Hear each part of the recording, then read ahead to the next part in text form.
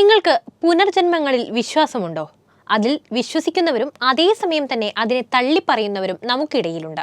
എന്നാൽ നമ്മുടെ ഇന്ത്യയിൽ തന്നെ പുനർജന്മവുമായി ബന്ധപ്പെട്ട് ഗാന്ധിജി വരെ ഇടപെട്ട ഇന്നും ആളുകളെ കോരിത്തരിപ്പിക്കുന്ന ഒരു സംഭവമുണ്ട്. 4-ാം വയസ്സ് മുതൽ തൻ്റെ മുൻജന്മത്തിലെ കഥകളും സ്ഥലവും അമ്മയെയും അച്ഛനെയും എന്തിന് ഓരോരോ സംഭവങ്ങൾ പോലും കൃത്യമായി പറഞ്ഞ ശാന്തി ദേവിയുടെ കഥയാണ് നമ്മൾ ഇന്ന് പറയുന്നത്.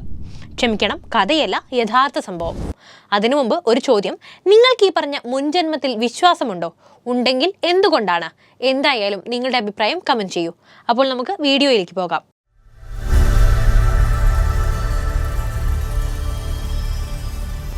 ഹിന്ദുമതത്തിലും ബുദ്ധമതത്തിലും ഗ്രീക്ക് ചിന്തകന്മാരും പുനർജന്മത്തെക്കുറിച്ച് ധാരാളം പറഞ്ഞിട്ടുണ്ട്.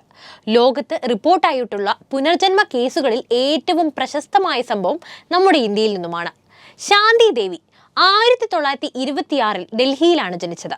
4 വയസ്സ് പ്രായം മുതൽ തന്നെ അവർ അവരുടെ മുൻജന്മത്തെക്കുറിച്ച് പറയുമായിരുന്നു.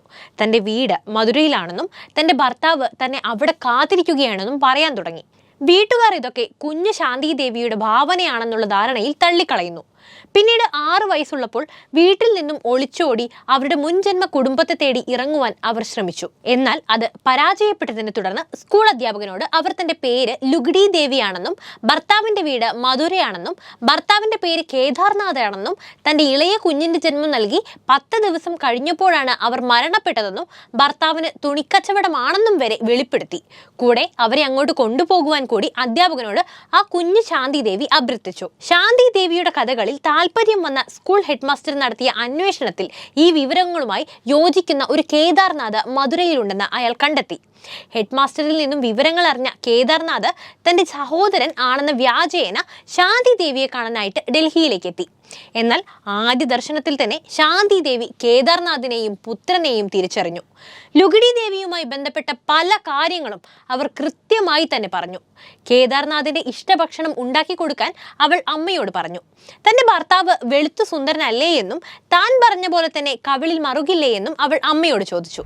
കേദാർനാഥുമായി നടത്തിയ രഹസ്യ സംഭാഷണത്തിൽ അവരുടെ ദാമ്പത്യത്തിലെ സ്വകാര്യമായ പല കാര്യങ്ങളും ശാന്തി ദേവി വെളിപ്പെടുത്തി.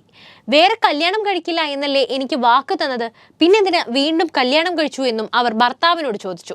ഈ സംഭവങ്ങൾ മാധ്യമങ്ങളിലൂടെ അറിഞ്ഞ മഹാത്മാഗാന്ധി ഇതിനെക്കുറിച്ച് അന്വേഷിക്കാൻ വേണ്ടി ഒരു 15-അംഗ കമ്മീഷനെ ചുമതലപ്പെടുത്തി. 1935 നവംബർ 24 കമ്മീഷൻ അംഗങ്ങൾ ശാന്തി ദേവിയുമായി മധുരയിലേക്ക് ട്രെയിനിൽ യാത്ര തിരിച്ചു.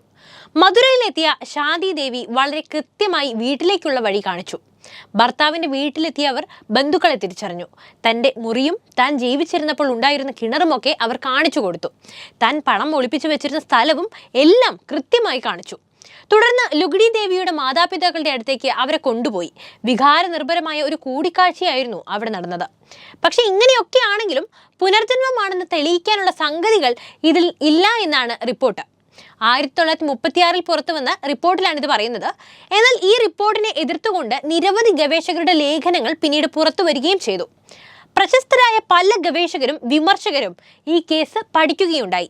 ജീവിത അവസാനം വരെ തന്റെ നിലപാടുകളിൽ ഉറച്ചുനിന്ന ശാന്തി ദേവി വിവാഹം കഴിച്ചില്ല.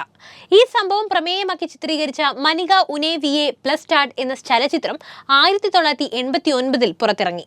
പുനർജന്മവുമായി ബന്ധപ്പെട്ട് കേട്ടിട്ടുള്ള കഥകളിൽ ഏറ്റവും വിശ്വസനീയമായത് ശാന്തി ദേവിയുടേത് തന്നെയാണ്. 1987 ഡിസംബർ 27 മരണപ്പെടുന്നതിന് 4 ദിവസങ്ങൾക്ക് മുൻപ് പോലും അവർ ഇതിന്റെ പേരിൽ ഇന്റർവ്യൂ ചെയ്തിട്ടിരുന്നു. അപ്പോൾ ശാന്തി ദേവിയുടെ ഈ പുനർജന്മ കഥ ഇഷ്ടപ്പെട്ടാൽ വീഡിയോ ലൈക്ക് ചെയ്യാനും ഷെയർ ചെയ്യാനും ശ്രദ്ധിക്കുമല്ലോ.